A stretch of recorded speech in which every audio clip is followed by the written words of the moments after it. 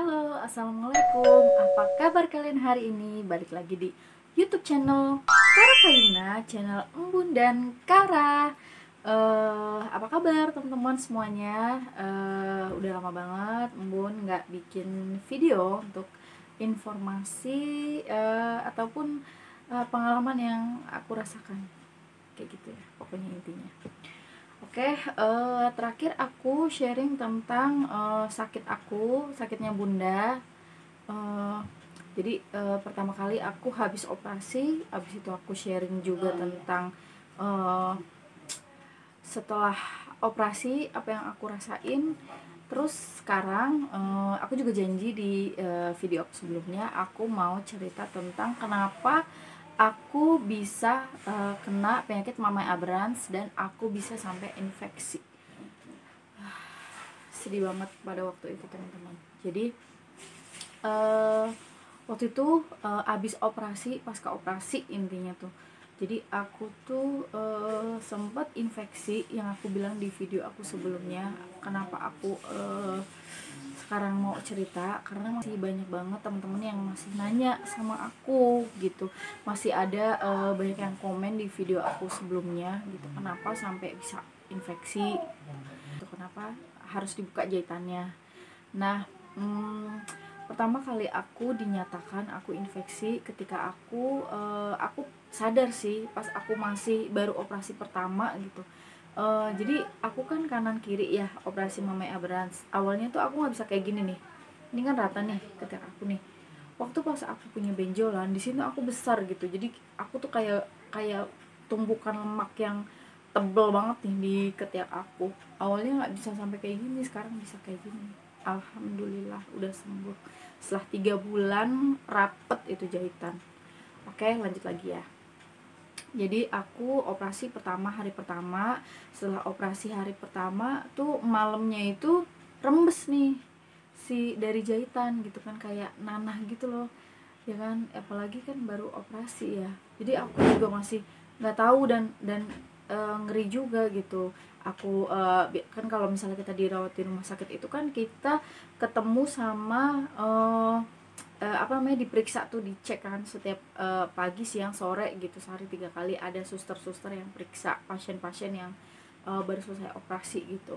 Nah kebetulan pas aku diperiksa aku bocor, aku bilang ini kok rembes ya gitu, karena rembesnya itu sampai ke kasur, sampai ke baju gitu. Dan itu aku juga sebenarnya awalnya udah aneh gitu, kenapa aku operasinya kok sampai gini gitu, yang sebelah kanan, yang sebelah kiri enggak, yang sebelah kiri enggak rembes, yang sebelah kanan doang. Kata susternya, oh nggak apa-apa bu, ini mah biasa gitu katanya. Oh mungkin menurut aku, dalam pikiran aku, oh ini adalah hal yang biasa. Ternyata hari kedua, hari ketiga itu karena aku tahan begini, aku kan gini aja tangan kan, karena kan namanya juga baru 2 hari operasi, aku masih gini aja, tapi itu dia rembes dikit-dikit. Jadi pulang dari rumah sakit itu kan, pulang dari operasi ini nggak dibuka ya. Nah setelah itu 3 hari, hari pertama operasi, kedua, ketiga, keempat, nah hari keempatnya tuh pulang gitu. Jadi jadwalnya itu kan seminggu ya, 7 hari. Nah ketemu kalau nggak salah waktu itu operasi hari Rabu. Nah kunjungan aku check up lagi, check up pertama setelah operasi itu seminggu kemudian, berarti hari Rabunya lagi ya, Rabu atau Kamis gitu kan aku ke rumah sakit. Dan itu pas aku udah pulang dari rumah sakit, aku di rumah sama kayak gitu juga, rembes juga, diganti perbannya kok ya, kayak diganti perbannya udah tuh, nanti udah dipakai lagi rembes nih sampai kayak gini. Aku kasih lihat videonya, aku kayak kasih lihat fotonya nih, aku rembes gitu. Terus udahnya rembes gitu, abis itu aku juga ya, namanya juga abis minggu baru operasi kan, jahitan juga belum kering kan. Jadi itu aku tuh kayak yang, oh ya udah, mungkin aku menganggap ini hal yang biasa pasca operasi gitu. Dan ternyata pas kunjungan ke dokter aku cerita apa yang dirasakan kan gitu kan, terus yang dialami apa, ada keluhan nggak gitu. Aku cerita dong, dok ini kenapa ya rembes terus sampai ke baju-baju gitu kan, sampai ke kasur-kasur. Oh ya coba dicek gitu, biasa kan kalau misalnya kita check up itu kan pasca operasi dicek tuh sama dokternya, berbaringlah aku di tempat tidur di ruangannya dokter itu. Dan ada satu suster kan, dokter kan ditemenin sama suster. Terus udah gitu pas aku dicek, ternyata sama dokternya dipencet-pencet gitu kan, dibuka jahitannya, dipencet-pencet, kok ada kayak dipencet nanah itu posisinya masih dijahit tuh, masih dijahit, dipencet nanah. Nah dari situ dokternya mungkin sudah punya firasat ya, sudah ngerti lah, tahu lah gitu apa yang terjadi sama pasien gitu. Dan pas aku dicek ternyata dokter bilang gini, ibu ini mah ibu infeksi katanya gitu. Lah kaget tuh aku, lemes, pantesan aja maksudnya tuh aku rembes gitu kan. Yang sebelah kiri tuh bagus, seminggu pas operasi ini jahitan sudah mulai rapet, sudah mulai bagus gitu.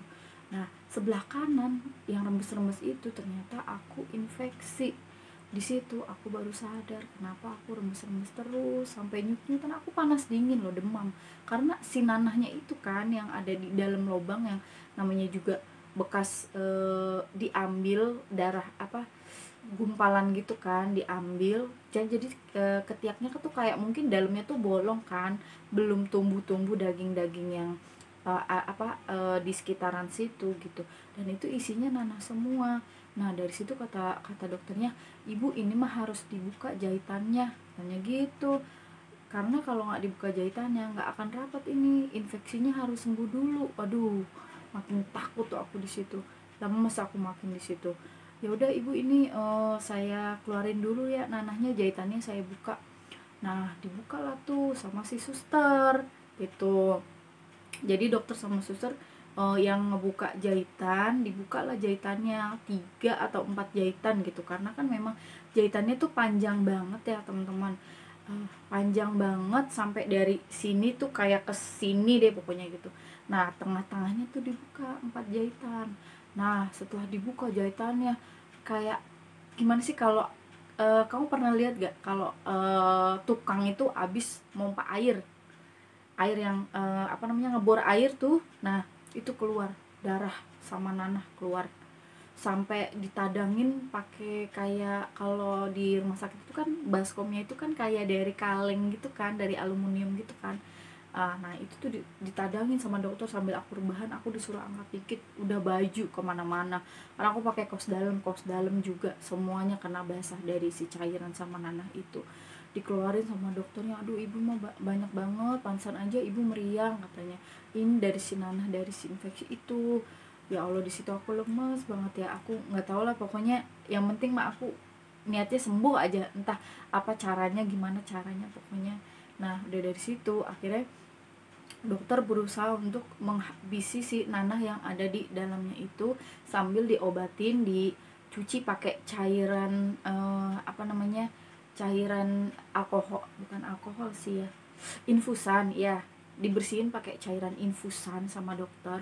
Terus abis itu udah selesai, udah bersih ya kan, cuma nanahnya memang masih keluar lagi. Nah tapi kan itu harus disembuhin kan.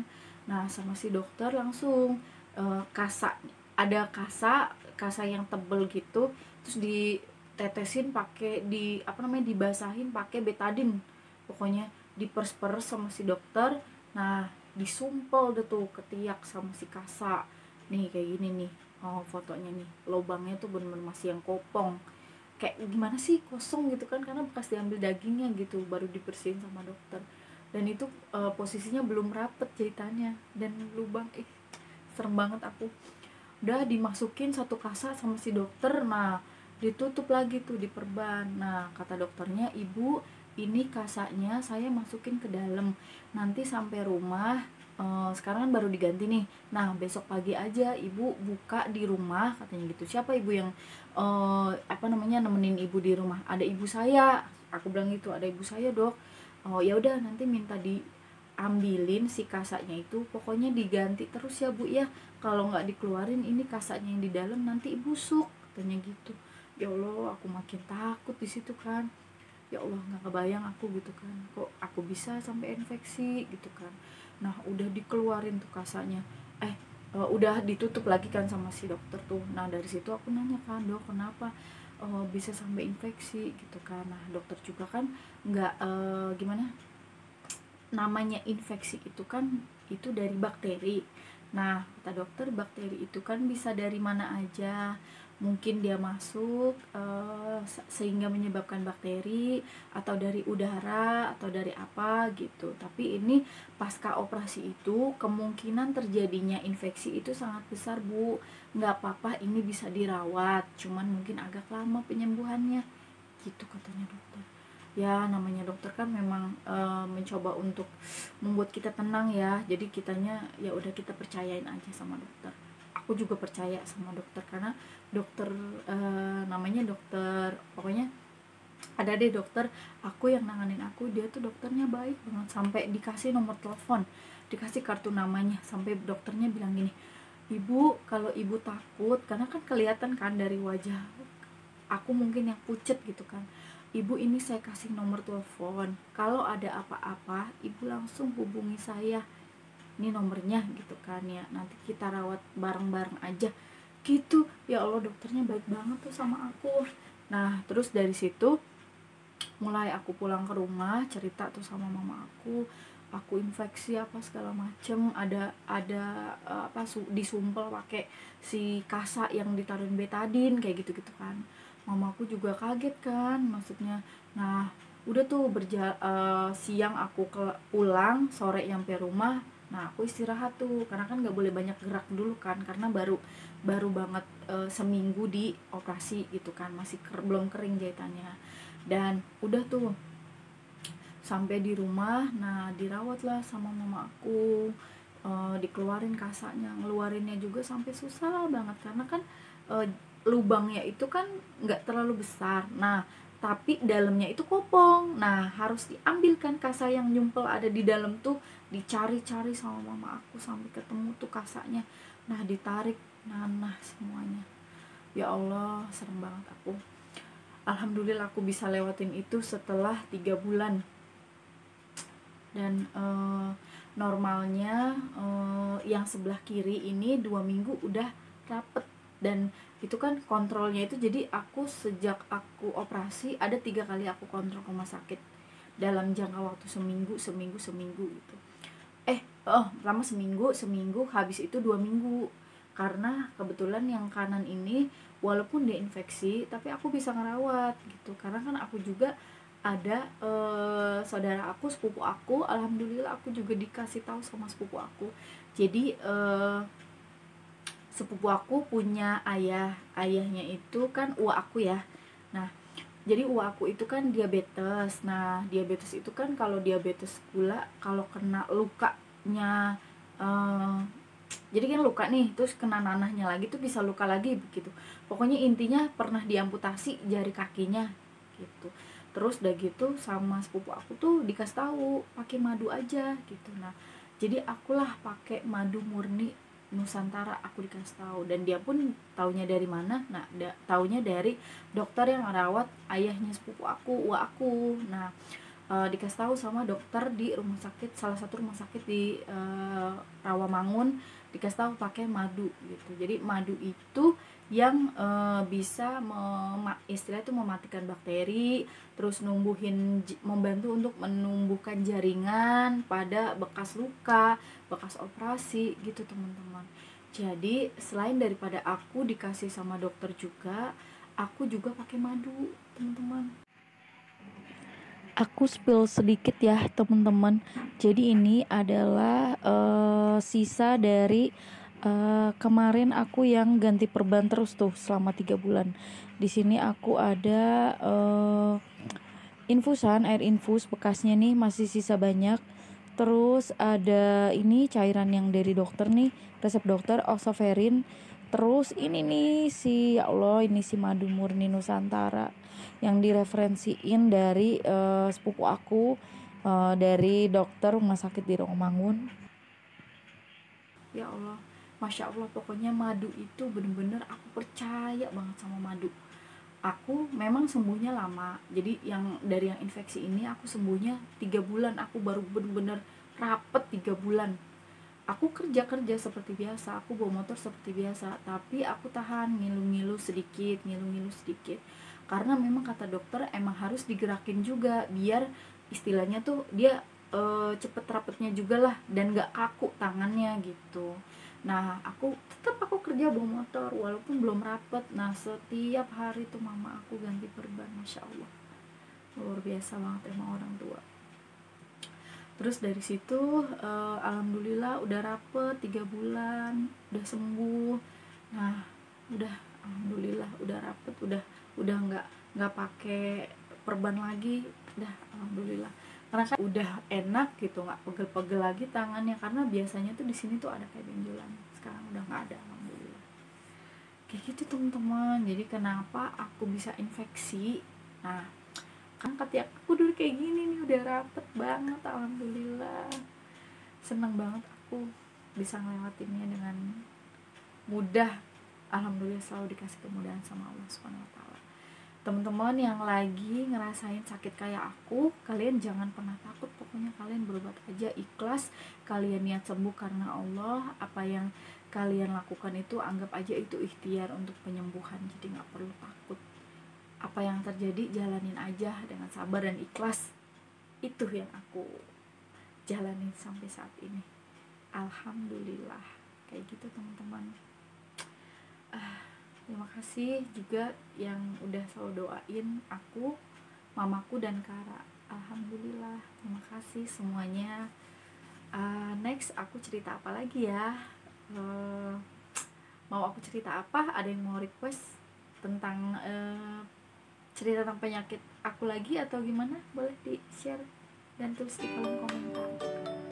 Dan jangan lupa bantu aku dan Kara untuk like, komen, dan subscribe di semua video yang